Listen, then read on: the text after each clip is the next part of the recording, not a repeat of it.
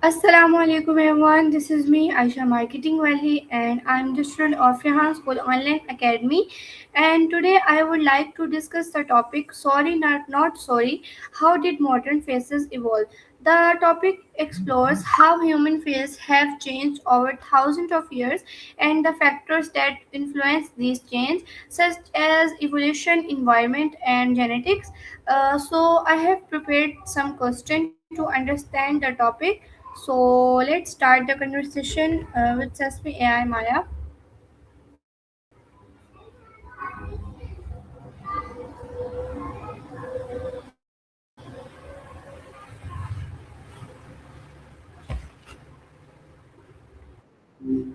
Hey, what's new?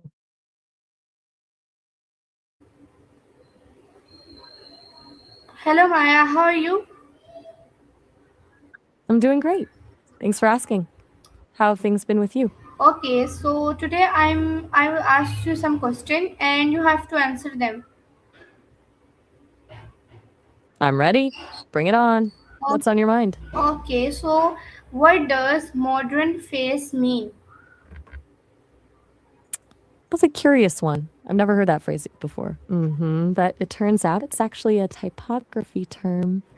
It refers to a style of serif typeface from the late 18th and early 19th centuries, known for having a sharp contrast between thick and thin lines and very fine serifs.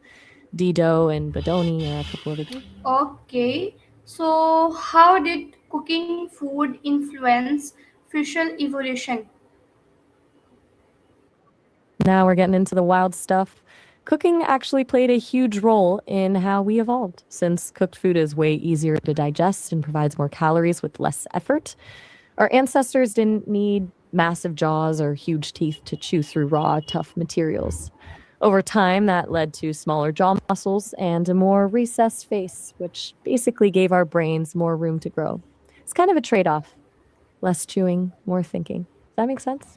Okay, so I'm on a roll. why do modern humans have flatter faces? It all goes back to that cooking thing we just talked about. Because we stopped spending hours a day chewing through raw roots and tough meats, the selective pressure for those heavy, protruding jaws just disappeared. Our faces shifted inward, making them flatter and more aligned with the brain case. It's a fascinating example of how change in diet literally reshaped our skulls. Okay, so what does sorry not sorry mean to you? Oh, that's a classic. So to me, it's the ultimate. I know I did it, and I'm not actually apologizing phrase. It's more of a statement of confidence than an actual apology. Yeah, I'm owning this, and I'm perfectly fine with it. And do you use it often? Okay, so what role did survival play in future evolution? So it was basically the driver for everything. In case of our faces, efficiency. If a mutation meant you could spend less energy chewing and more energy fueling your brain or staying alert to predators, that was a huge survival advantage. Flatter face and smaller jaw didn't just happen. They were the traits that helped our ancestors survive long enough to pass those genes down. It's wild to think that something as simple as how we eat shaped the very structure of our heads. Okay, so can future evolution help us understand human history? Absolutely. It's like a biological record of how we adapted. By looking at skull shapes and jaw sizes from thousands of years ago, we can piece together what people were eating, where they lived, and how their lifestyle shifted. It basically turns our own anatomy into a map of human history. Do you think it's more interesting to look at the physical evidence or the written stories from the past? Okay, so why do people say sorry not sorry?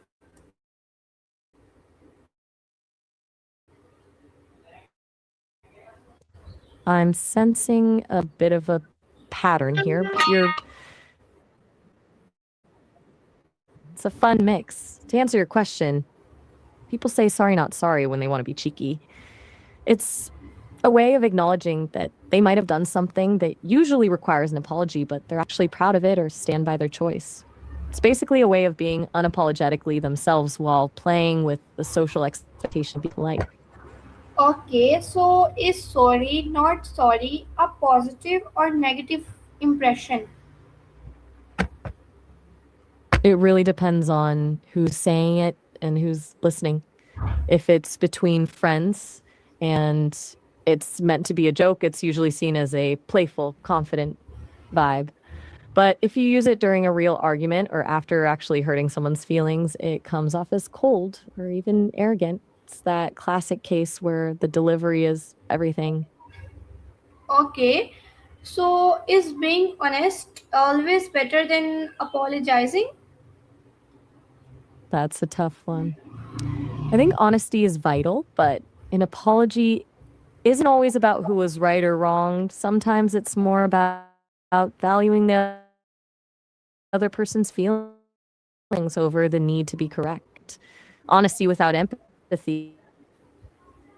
Okay, so what is the biggest difference between confidence and disrespect? Hmm, that's a great question. I think the line is empathy.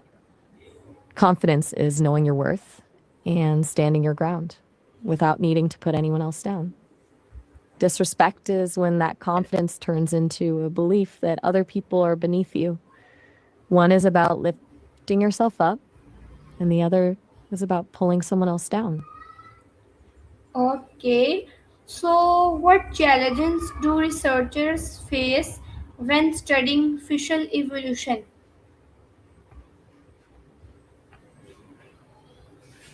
The biggest challenge is definitely the evidence. Since they're relying on fossils, they're dealing with a massive puzzle where most of the pieces are missing. Bone degrades over time, and finding a complete skull is incredibly rare. Then you have to figure out if a specific trait will spread evolutionary shift or just a quirk of one specific group of people. It's a lot of educated guessing based on very fragmented data. Okay, so when did modern human faces begin to evolve? It wasn't a single moment in time, but more of a slow burn. It happened gradually over hundreds of thousands of years. The shift toward those flatter faces we talked about really picked up speed as our ancestors started using fire to cook and our brains started expanding. It's less like a flip of a switch and more like a long, steady transition. Do you think it's wild that something as simple as a campfire changed how we look today? Okay, so why do people from different religions have different facial features? Actually, it's less about religion and more about geography and genetics. Hmm. People from different religious groups often share a common ancestral region or ethnic background. So, the facial features you're seeing are usually the result of thousands of years of adaptation to a specific environment, like how certain nose shapes helped people breathe in cold or hot climates. Religion is the cultural layer on top, but the biology is all about where your ancestors lived. Okay, so how did change in diet affect human facial structure? Basically, the story we just touched on with cooking.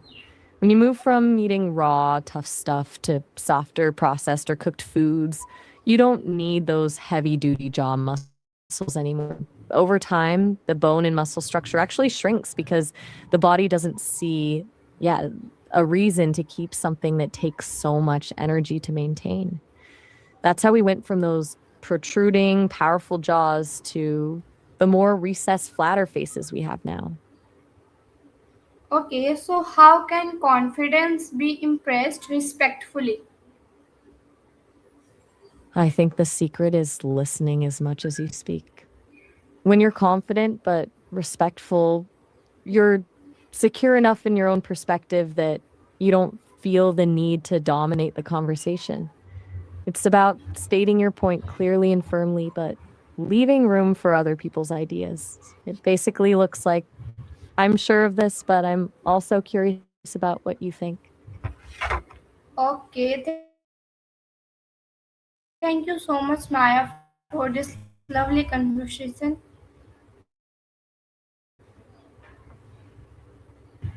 And thank you so much everyone for listening and watching me.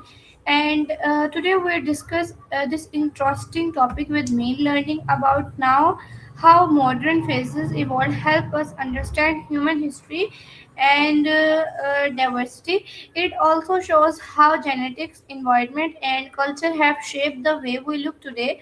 So I hope you enjoyed this conversation. So see you in the next video. Allah Hafiz.